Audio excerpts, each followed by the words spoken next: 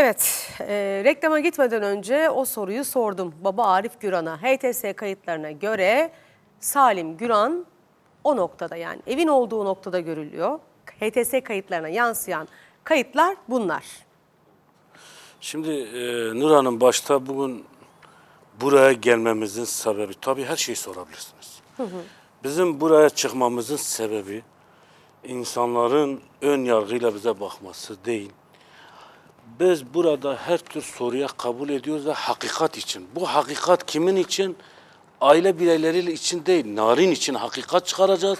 Narin'in hakikati çıktığı zaman zaten o insanların da hakikati ortaya çıkacak. Tabii bugün sizin sorduğunuz teknik sorular, ben bir avukat ya da hukukçu değilim. Ben bir çiftçi adamım. Buğdayın, pamuğun kilosu neyse ben onu bilirim. HTS konumunda Baran, Berat, İbrahim bunlar daha...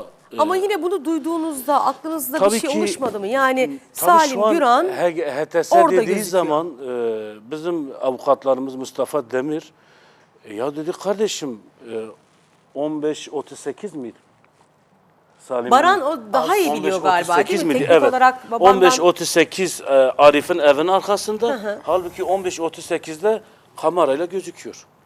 Şimdi HTS kayıtlarına göre Aslında Bir dakika, bu ben Baran'a bir HTS sorayım. değil de bu daraltılmış bazı. Evet. hemen Baran'a soracağım. Baran bu konuda daha- Salim Güran nerede gözüküyor HTS kayıtlarına göre? Nur Hanım, şimdi HTS kayıtlarına göre benim evimde gözüküyor. Ama insanlar HTS kaydının ve daraltılmış bazın ne olduğunu bilmiyor.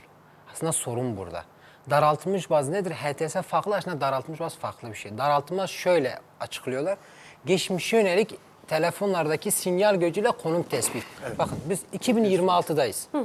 Böyle bir şey tespit olmuş olsaydı bu ülkemize hiçbir dava karanlık kalmazdı. Çünkü adım adım deniliyor. Şimdi biz de bunu ilk duyduğumuz zaman, tabii biz o zaman yetkili bir insan bunu açıklama yapınca, ya gerçekten böyle bir şey... Şöyle söyleyeyim, baz konumu belirler, HTS konuşmayı belirler. Evet, Devam edin. farklı. Biz de dava açtıktan sonra bunu takip etmeye başladık. Tabii bu raporu hazırlayan biri var. Şimdi biz bu raporu hazırlayanın kim olduğunu bilmiyoruz. Ya biz de dedik ya bu kişi mahkeme heyetine katılsın. Bunun nasıl olduğunu bize anlatsın. Şimdi avukat bey daha iyi bilir. Kendini denetlemeyen bir raporu esas alınamaz. Çünkü hukuka bile aykırıdır. Bunun için ne var mesela? Şöyle söyleyeyim, mesela daraltılmış baz diyor, tamam mı? İlk raporunda bu adam diyor ki benim raporumda hata payı yoktur. Geçmişe yönelik, yani 12 günü geri getirelim. Şöyle de bir ekleme yapalım. Bakın ülkemizde cep telefonlarında bile biliyorsunuz GPS vardır. Cihazımız kaybolduğunda GPS'te baktığımız zaman bile bize konum tespiti yapmıyor. Büyük bir daire çiziyor. Siz bu dairenin içindedir. Bu telefon bu dairenin 500 metrelik bir çizgi çiziyor. Yani bunun net olarak tespiti zaten imkansız. Cep telefonlarda bile. Şimdi daraltılmış baz çakışmalarında gelen sinyal güçleri gördüğünüz duvarlardan, ışıklardan, telefonun kılıfına kadar etkileniyor. Fark ederseniz bir odaya geçtiğinde bazen telefonun şebeke düşleri böyle düşer. Bu aslında duvarlardan etkilenen bir şey. Yani bu kadar hassas olan bir şey geçmişe yönelik konum tespiti yapmanız imkansız. Biz bunun imkansız olduğunu söyledik. Bunun bir hatası olması lazım ki bunu söylemeniz lazım. Tabii dedik. Soruşturmada Peki avukatlar... ben şunu anlayamıyorum, yani Salim Bey evindeyse nasıl daraltılmış bazla sizin evinizde gözüküyor? İşte daraltılmış baz diye bir şey yok. Onu anlatmaya çalışıyorum aslında. Şimdi daraltılmış baz ne diyor? Şimdi Nur Hanım, burada biliyorsunuz ki güvenlik kameraları var değil mi? En somut delil bunlar. Şimdi daraltılmış baz şunu söylüyor. Diyor ki Nevzat kişisi Narin'i oraya gömdükten sonra kendi köyüne gitti. Aslında tam tersi, baldızın evine gidiyor. 2,5 kilometrelik bir hata veriyor. Ayrıyeten saat galiba 5 civarlarında falan, 3 mü 4-5 civarlarında diyor ki işte Salim Arif'in evinin arkasında, bakıyoruz ki 200 metre önce aşağı tarafta okul kamerasına takılıyor. 2 kere güvenlik kameralarından hata veriyor bu veri. Bize diyor ki ya iki kere güvenlik kamerayla hata veren bir veriye nasıl güvenilir? Bu güvenilmez çünkü devamlı hata veriyor. Şurayı da ekleyeyim. Ayrıyeten biz dedik ki ya şu kadar hata veren, yani güvenlik kameralarıyla çelişen bir delil asla somut olamaz. Onu ancak destekleyen birden fazla delilin olması lazım. Peki gerçekten Mehmet Hocam bu daraltılmış bazlarda hata payı olabiliyor mu? Şimdi şunu söyleyeyim, literatür taraması ben yaptım. O olay çıktığında da şey yaptım. Dünyada daraltılmış bazla ilgili yapılmış ve hakemli dergiyle yayınlanmış doğru düz yayın yok. Yani bu da neyi gösteriyor? Daraltılmış baz çalışması Birileri yaptım diyebilir. Ona bir şey demiyorum ama bilimsel anlamda henüz daha yetkinliğini kazanmış ve yetkinliği ispatlanmış bir inceleme biçimi değil. Bir de şu var. Orada bir tane baz istasyonu var. Kaç tane baz istasyonu var köyde? 3,5 kilometre ileride değil mi? Kaç Köyde tane var? 1,5 kilometre ileride bir tane var ve orada baz istasyonu yok. Diğerleri Diyarbakır Hayır, merkezde. sizin köyü gören baz istasyonu Bir tane. kaç? Bir tane işte ne kadar? 3,5 Köyün kilometre. neresinde? 3,5 kilometre dışında. Köyün ilk ana yolun Tamam. girişinde. Başka baz istasyonu var mı? Sizin Yok. köyü gören? Yok. Dolayısıyla tek baz istasyonunun gördüğü bir alanı daraltılmış, hadi diyelim ki ne ifade etmek istediğini biliyorum. Daraltılmış anlamında telefon hareketlerini görmesi de çok zordur. Evet. Tek istasyon olursa, eğer birkaç istasyon olmuş olsa ki İstanbul'da Yani çok hata payı fazla. olabilir. Evet. Çapraz şey Üçgenleme- olarak hesaplanabilir. Üçgenleme sistemini yaptığını söylüyor. Bu bile geçmiş yönelik imkansız. Çünkü neden? Olayın ilk günlerini hatırlarsanız köyde şebeke çekmiyor, yayın yapılmıyor. Yani Evet, sinyal doğru. güçlerinin bu kadar Yapılmıyor, düşük doğru. olduğu bir yerde birden fazla baz istasyonu olsa da aslında olmuyor. Hatta sırf yayın yapılsın diye gezici bazlar getirdiler. Şimdi benim telefonum gezici bazdan aldı sinyali ama oradan almadığını biliyorum çünkü en yakın baz o. Nasıl bunu yaptın? Yaptığını söylüyor ve bunun özel bir program olduğunu söylüyor. Ama siz bile şu an kendi telefonunuzdan indirebileceğiniz bir program. 2 milyon insan indirmiş. Yani ben bu verilere güvenmemekle haklıyım. Çünkü neden? Yapan Tuncel kişiyi Bey, bilmiyorum. Tuncel Bey'in raporu. Yapan kişiyi bilmiyorum. Yapan kişinin mahkeme heyetine gelip bu raporu nasıl yaptığını da anlatmıyor. Peki Bunu ama da siz bilmiyorum. amcanızla konuşmuşsunuzdur mutlaka. Evet. İşte HTS kayıtlarına göre onun bu kayıtlarda orada görünüyor olmasını o nasıl anlattı size? Mesela amcam dediği zaman diyorlar ki mesela maalesef ön yargı olduğu için inanmıyorlar. Ama biz yine somut delillerle ilerleyelim. Telefon incelemeleri yapıldı. Biz bu telefonları adli bilişim uzmanlarına gönderdik. Telefon imaj kayıtlarında aslında amcanın telefonu şarjda. Şimdi evde o TTS diyor ki eve gitmesi için cep telefonuyla gitmesi lazım. Ama adli bilişim uzmanının hata payı olmayan ve destekleyen bir rapor ise diyor ki bu adamın telefonu şarjda. Peki nasıl oraya gidiyor? Anlatabiliyor muyum? Yani bu davamızdaki yapılan bu daraltılmış denen şey aslında Telefonun nereden şarjda olması amcanızın evinde mi şarjda? Evinde. Evinde. Yani bu Kendi da, evi. bunu da söyleyin Eşinin ya. ifadesi var, kızlarının Ya şöyle Yani bir şey var. amcanız o anda kendi evinde, Evet. telefonu şarjda, Evet. eşi o evde mi? Evde, Eşi çocukları evde, çocukları evde. çocukları da 6 evde. tane çocuğu evde. Hepsi evde. Ve adım sayar da 45 adım at. Ve Ama- telefonda şey de çıktı. Biliyorsunuz ki Xiaomi, yani marka söylemesek de bilmiyorum. Marka söylemeyelim lütfen. Tamam. Bir telefon. Telefon adım sayar çıkıyor. Biliyorsunuz telefonumuzda adım sayar var. Evet. Bu çok gösterir ama asla az göstermez. Ve 45 adım çıktı. Yani daraltılmış baza göre yapılan hareketliliğinin en az 700 adım olması gereken bu kişinin amcamın 45 adımı var. Şimdi bu da önemli. Orada Kesinlikle önemli. Bakın Çok burada, önemli bu. Burada şunu söyleyeceğim. Tabii şu anda biz katilin kim olduğunu biz kendi aramızda şu an konuşuyoruz. Bilmiyoruz. Belki amcanızdı. Belki kardeşiniz Enes'ti. Şu anda tam bilmiyoruz. Olayı ortaya koymaya çalışıyoruz. Ama bu ve benzeri deliller bilimsel anlamda çok çok önemli ve bunların üzerinde durmak gerekiyor. Bu sonuçta bu delil katilin amcanız olduğuna mı götürür? Bir şey diyemem. Enes mi katildir? Ona da bir şey diyemeyiz. Nevzat da olabilir. Ama bu delillerin usulü uygun ve adli bilimlere uygun incelenmesi gerekiyor. Şimdi hocam Biraz sıkıntı var hatta gibi sizi görünüyor. tahtanın başına alalım. Çünkü Ha, o hadi izler bu delilleri diyor. birazcık konuşalım. Buyurun. Tamam. Kardeşiniz Enes'in kolunda, ön kolunda, sağ kolunda değil mi hocam? Sağ kolunda. Sağ kol. Değil mi? Sağ kolunda bir ısırık. Isırık izi saptanıyor ve adli tıp raporunda şöyle bir cümle var ki beni bağlayan bir cümledir o. Yüzeyel bir ısırık diyor. Yani derin bir ısırık değil diyor. Evet. Bu ne demek? Orada da şunu yazmış. Bu 18 yaş altındaki birisi tarafından veyahut da erişkin birisi tarafından meydana getirilebilecek bir iz diyor. Şimdi dolayısıyla çizmeye çalışacağım. Resmi benim Şimdi çok adli iyi değil. tıp raporları da o kadar önemli ki. Şimdi Kesinlikle. reklam arasında da hocamla konuştuk. Yani burada Arif Beyler de vardı. Adli tıp raporu bir cinayette neyi belirler, niye bu kadar önemlidir? Bu bakın delil tipleri vardır hukukta, işte başlangıç delili, yan deliller vesaire. Adli tıp delilleri, özellikle biyolojik deliller kesin delildir. Mesela bir DNA kesindir, nettir. Ve vücutta bulunan ölümle ilgili otopsi sonucu çıkmış olan ölüm sebepleri vesaire bunların hepsi net delildir, kesin delildir, asla çürütülemez. Şimdi sizin bu yıllardan beri tecrübenize dayanarak burada deliller üzerine gideceğiz. Kardeş Enes'in kolunda Evet. bir ısırık izi var. Evet, sağ ön kol diyoruz. Şu tarafında bir ısırık var. Enes'in ifadesi şu, ben bu Narin'in kaybolduğunu duydum, kendime zarar verme anlamında çok sinirlendim, işte kolumu ısırdım diyor. Doğru veya yanlış, bilmiyoruz onu. Eğer öldürdüyse Narin de ısırmış olabilir. İddia bu. Şimdi biz bunu inceliyoruz. Şimdi ben ön kolu çizmeye çalışacağım. Biraz benim çok şeyim iyi değildir ama şimdi şu şekilde bakın, genelde ısırdığında kola paraleldir ısırık. Sağ Ve ön kol değil mi? sağ ön kol diyoruz buna. Yani biz tıpta bunu Yani iç anatomide... taraf. Evet, iç taraf. İç taraf. Ön kolun ön yüzü şöyle durur anatomide insanlar. Evet. Ön yüzü, anterior yüzde diş izleri saptanıyor ve adli tıp incelemesinde bunun yüzeyel bir ısırık olduğunu söylüyor. Şimdi soru şu. 8 yaşında bir çocuk. 8 yaşındaki bir çocuğun bir acı durumunda ısırma esnası basıncı çok yüzeyel olmaz. Bakın 8 yaşında küçük olmasına rağmen eğer bir boğma, bir öldürme, bir acı verme durumu varsa bu çocuk bütün hıncıyla ısırır. Yani bası yüksek olur. Bası yüksek olur. Bunu sizler de bilirsiniz. Mesela bebek bile hani emerken hafif çenesini, dişleri olmamasına rağmen sıktığında bile canını acıtır. İz bırakmayabilir ama burada diş var ve bu dişler kesinlikle sert bir şekilde ve derine iner. Ama adli tıpın raporu dediğim gibi bizi bağlıyor. Yüzeyel dediği için benim aklıma şu geldi. Enes diyor ya, ısırdım diyor. Şimdi onu düşündüm. Narin olsa derin olmasını beklerim. Yine de Popper'ın yanlışlanabilirlik ilkesi vardır. Nedir? Dediklerim %100 doğru olmamakla birlikte.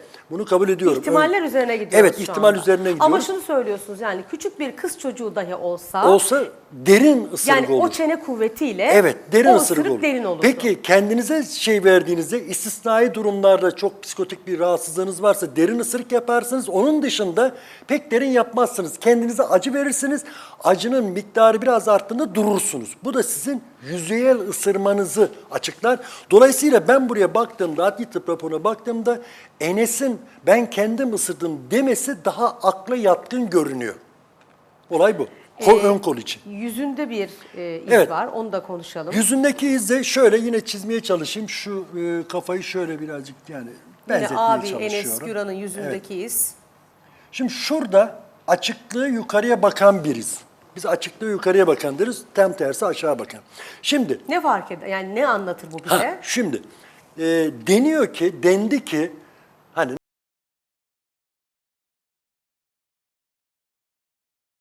yani Çok zor tabii hocam. Yani Mecburen anlatmak söyleyeceksiniz da hocam. yani Evet. açıklarken yani sizi de Estağfurullah.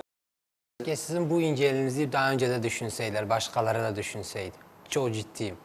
Yani o ekran başındakiler keşke sizin bu inceliğinizi daha önce düşünseydiler. ben o Narin'in o resmi var ya beni o kadar etkilemiştir ki neyse yani çok özür dilerim. Hani Nari'nin o resmi kimi etkilemedi ki hocam? Yani ben Hangimizi mahvolmuştum etkilemedi? ya. O sıcacık gülümsemesiyle. evet, her gün inanılmaz.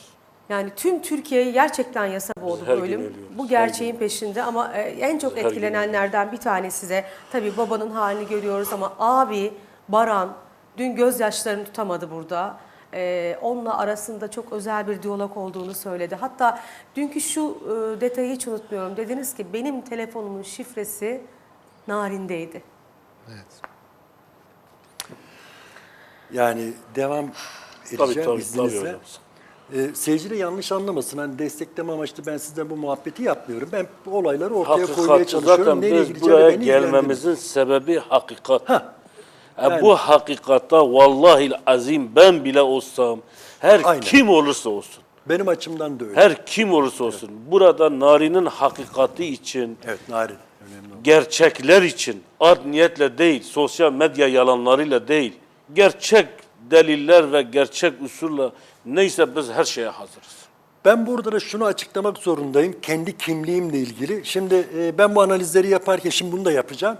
Bir takım eleştiriler gelebilir. Hani ailemi destekliyorsun, başkasını destekliyorsun diye. Ben Allah Bir de rızası tıp için doktoruyum. gerçek Bakın, neyse odur. Önce şunu söyleyeyim. Tıp doktoruyum. Cerrahi uzmanlığım var.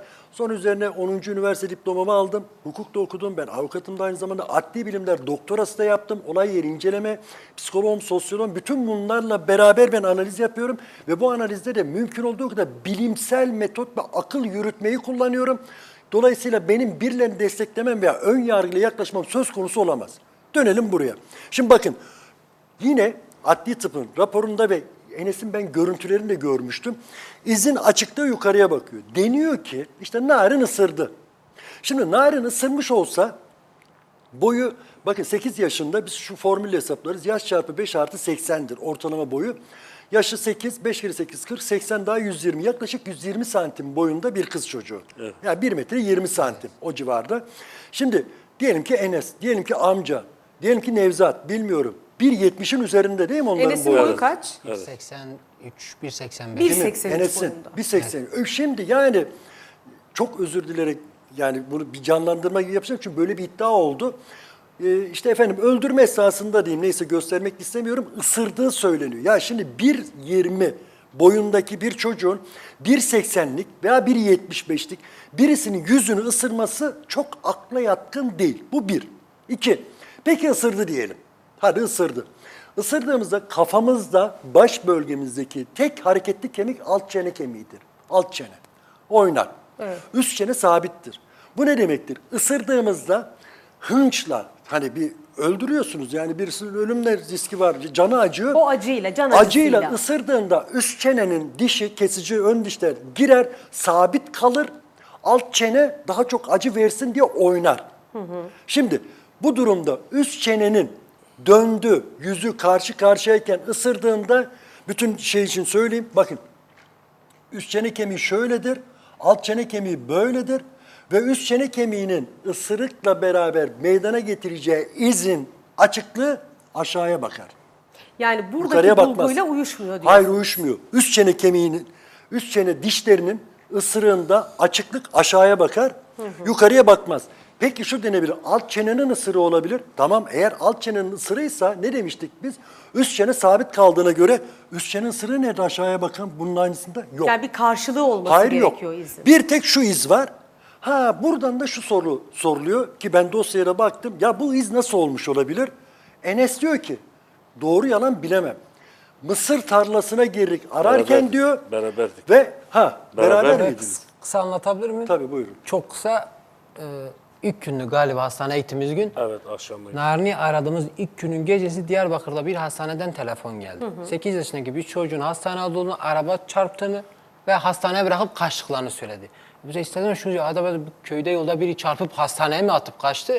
O an biz hepimiz araba biniyoruz, bu mısır tarlasından, mısır da yüksektir yani. Ben içinde. Benim Evet. boyum 1.85, benim boyumu geçmişti. Hani geçiyor, insan boyunu geçiyor. Çıkıyor zaten, mısır insanın yüzünü zaten kaşındırıyor aslında. Kırmızılaştırıyor da siz bunu böyle yaparsınız ya da şuranızda. Çünkü köyde birkaç çocuğun da oldu Narin'i ararken. Hastaneye götürmüyor diye bir kere daha bir yüzüne vuruyor.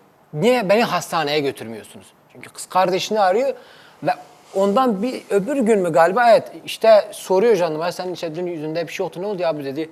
Mısır tarlasına çıkınca haber geldi, ben de sinirlendim, beni niye götürmüyorlar kardeşim yana ve o arada aslında Enes ısırığı gösteriyor. Tabii, Kendisi buna gösteriyor. dediler Yani bunu ki Enes kendi itiraf ediyor. aile Kendi oğlunu, söylüyor, evet. Aile oğlunu, baba oğlunu savunmaya başladı. Diyor ki yani yüzümdeki, ben tarladan çıktım böyle oldu. Ya sinirli diyor, benim annem ağrıyor, babam ağrıyor. Herkes ben yani çok sinirli. Ha diyor bak şunu bile yaptım, kendime bile zarar verdim.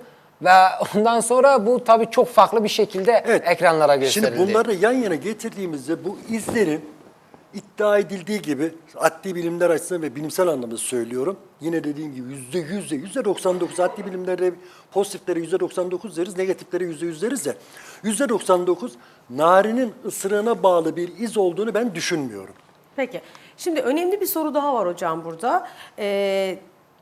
Öyle biliriz değil mi? Hep de konuşuyoruz. DNA'dan katili bulmak mümkün. Evet, Değil DNA mi? çok önemli bir biyolojik delildir.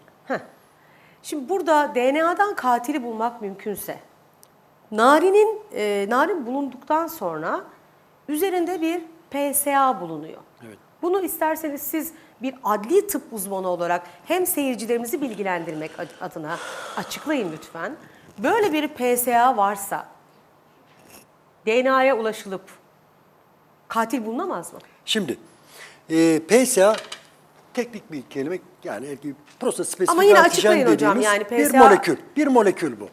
Prostat spesifik antijen Erkeklerde açılımı. bulunan. Erkeklerde bulunur. Şimdi kadınlarda, özellikle üreme çağındaki kadınlarda ve hamilelikte. Oturabilirsiniz hocam. Tamam. Üreme çağı ve hamilelikte kadınlarda eser miktarda bulunur. Peki eser ne demek? Eser saptanması zor, çok az demektir. Bu burada dursun. Bu çok önemli bir bulgu. Çünkü hani anneden de bulaştı diye çünkü iddialar vardı ya. Hani baktık. Peki bu PSA nasıl bulundu? PSA narinde adli tıp raporunda 3 yerde deniyor. Özellikle bir de şortunda yoğun bir şekilde bulunuyor. Peki PSA nasıl bulaşır? PSA erkekten bulaşır. Peki nasıl bulaşır? Özel bir durumda bu prostatın bir sıvısıdır ve içerisinde enzim bulunur, PSA bulunur, molekül bulunur ve bunun yanında bir de prostat epiteli dediğimiz prostat hücresi de o sıvının içerisinde bulunur. Peki bunları yan yana getirelim. Nereye varmaya çalışıyoruz? Narin 19 gün sonra bulundu. Bakın 19 gün sonra ve 19 gün sonra şortundaki sürüntüde PSA saptanıyor. Bu neyi gösterir? PSA prostat sıvısı olduğu için o zaman da hava çok sıcak. Yani ben de Antepliyim, Güneydoğu çok sıcak olur. Hemen kuruması ve buharlaşması beklenirken su altına konsaydı giderdi. Fakat demek ki en az bir saat kadar, yaklaşık 1 saate yakın bu çocuk, ya çok özür dilerim, yani Narin benim için de çok değerli, ne diyeyim, öldükten sonra 1 saat en az bekletilmiş. Ve bu arada bu sıvı kurumuş. Kurumayı başka türlü açıklayamıyoruz ve çok yoğun. Aksi takdirde eğer hayatını kaybettiği anın diyelim ki 5-10 dakika sonra su altına konsaydı o yoğunluk, o PSA bulunmazdı. Peki bulunduğuna göre ne oldu? Demek ki hayatını kaybettikten sonra onun kuruması için o sıcakta bekledi. Sonra gitti gömüldü. Oraya kondu. Peki bu neyi anlatır bize? Benim kendi kişisel görüşüm, Nari'nin hukukta illiyet bağı diye bir olay vardır. Yani bir cinayet niye işlendi? Hani nedeni ne? Narin bir istismar sonucu öldürülmüştür bana göre. Bir istismar olayı bunun altında yatıyor. Burada da soru şu, hiç kusura bakmayın size de diyeceğim. Bu istismarı, abi çok özür dilerim sakın yanlış anlamayın ama abi mi, amca mı, Nevzat mı? Şimdi 3 tane erkekten bahsediliyor. Ben bir bilim insanı olarak da bakarım. Burada bu olay olduğuna göre orada işte Yüksel Hanım'a geleceğim. Yani Yüksel Ona da Hanım. yarın geleceğiz hocam. Yarın Evet. detayları konuşacağız. Yüksel Hanım. Ailenin anlatacakları var. Deliller var. Hocamın anlatacakları var. Bu dosyayı merak edenler, takip edenler yarın kaldığımız yerden devam edeceğiz.